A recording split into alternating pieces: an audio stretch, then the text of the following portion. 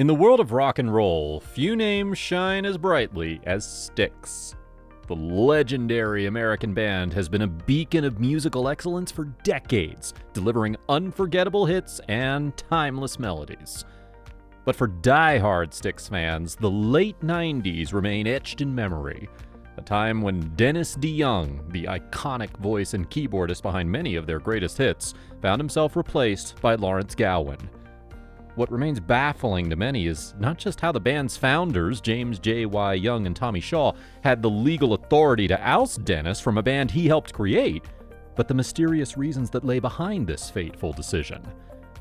Now, Styx bandmates have shared their thoughts on what happened to Dennis DeYoung and why he was replaced. But before we share the reasons, don't forget to hit that like and subscribe button for a wild ride through music history. Styx, a band whose very name conjures images of myth and legend, was born in the fertile musical soil of Chicago. The year was 1972, a time when the world was still reveling in the echoes of Woodstock and rock music was reaching new heights.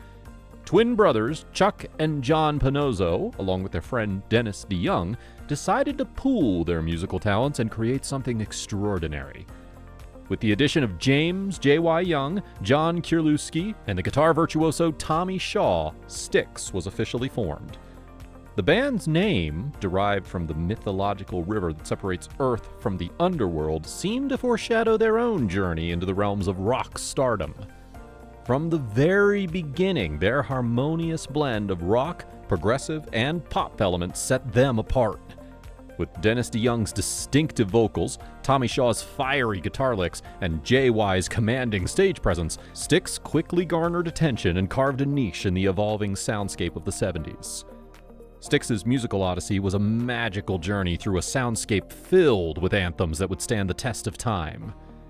In 1975, they released Equinox, a remarkable album that hinted at the greatness yet to come. But it was the Grand Illusion, their 1977 masterpiece, that catapulted them into the stratosphere.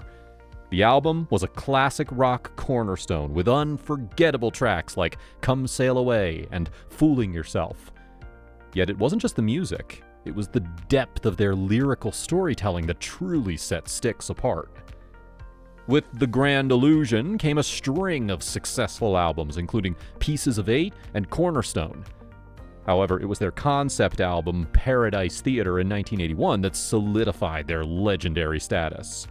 The record featured chart toppers like The Best of Times and Too Much Time on My Hands, earning them platinum status.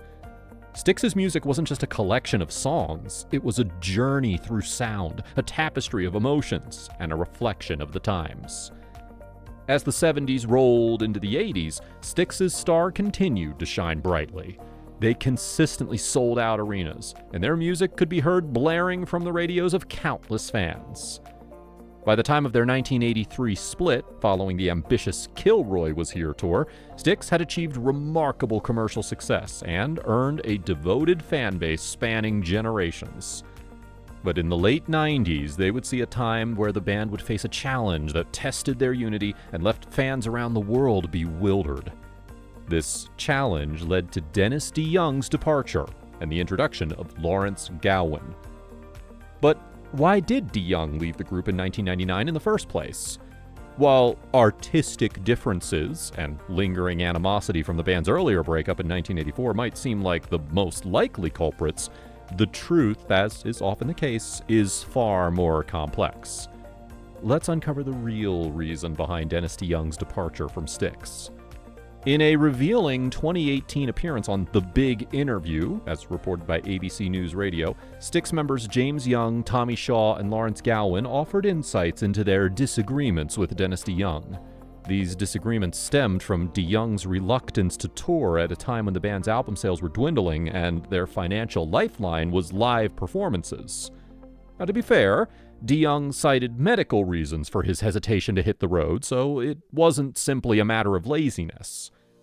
The breaking point occurred when the band began to consider finding a replacement for DeYoung, and he would only step on stage when he felt up to it. Unfortunately, DeYoung was not on board with this plan. James Young recalls the pivotal moment, saying, quote, He said, "I don't want you to do that." And I said, "Well, we're going with you or without you." Ultimately, the band chose to go with the without DeYoung option, which led to DeYoung filing a lawsuit over the band's name. The legal dispute was eventually settled out of court, bringing a chapter to a close. While fans have long yearned for a Styx reunion with DeYoung, such a prospect seems increasingly unlikely.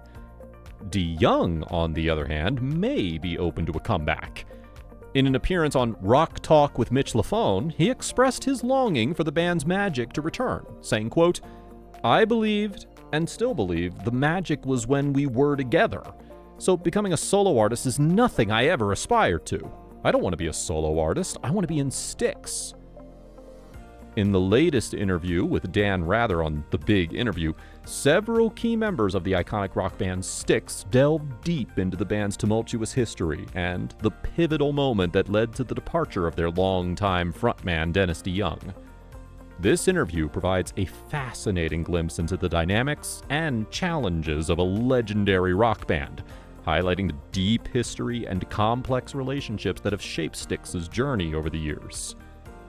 Styx's story is a tale of soaring success, creative differences, and eventual separation. Styx was blessed with multiple talented songwriters, with Dennis and Tommy at the forefront. Their individual contributions to the band were significant, shaping much of its sound and identity.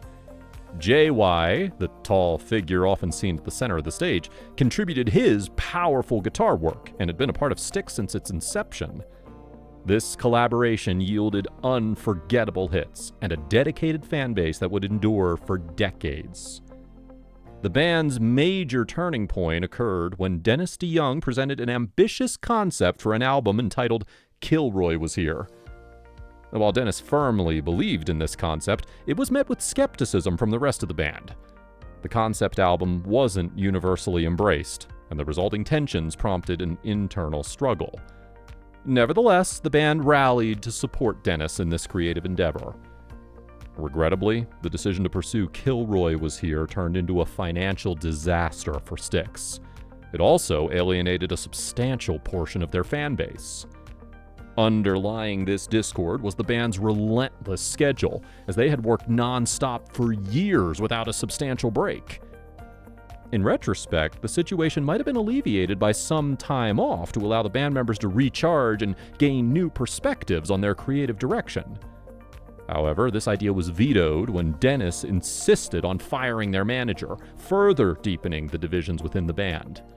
The breaking point came in 1999 when the band was ready to release a new record and had numerous offers for live performances. Dennis, however, declined to participate in the tour, citing medical reasons. This presented a significant challenge for Styx, as live concerts were essential to their financial sustainability. JY suggested using understudies, similar to the Broadway practice for shows that Dennis couldn't attend. This proposition was met with strong resistance from Dennis. Ultimately, the band decided to go on tour without Dennis, a move that was met with mixed reactions within the group. Dennis may have anticipated that their tour without him would falter, but Styx prevailed and continued to thrive without their founding member. This successful tour marked a significant turning point in Styx's history and effectively marked the beginning of the end of Dennis DeYoung's tenure in the band. The aftermath of the tour led to a legal dispute over the rights to the band's name, with Dennis DeYoung initiating a lawsuit. The case was eventually settled out of court. Since then, Styx has continued to perform without Dennis, while the possibility of a reunion with their former frontman remains uncertain. When asked about the prospects of Dennis returning to Styx, JY revealed that he has forgiven Dennis for past conflicts, but emphasized his preference for not working together again due to reliability issues. He likened their situation to a challenging divorce where differences are irreconcilable. While they've managed to preserve the songs they co-wrote, the prospect of working together again remains unlikely. Tommy Shaw, who has been with the band for over 2 decades, shared his perspective on Styx's history, viewing the band as a constantly evolving entity. He emphasized that the band is a sum of everyone who has ever been a part of it, acknowledging the need for change at times. Lawrence Gowan, who's been with the band for nearly 2 decades, provided his insights and perspectives on the band's resilience and adaptability when incorporating new members.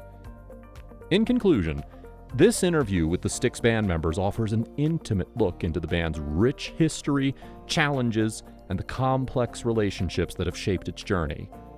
Styx's story is one of both triumphant success and disheartening division, a testament to the complexities that can arise within a long-standing rock band.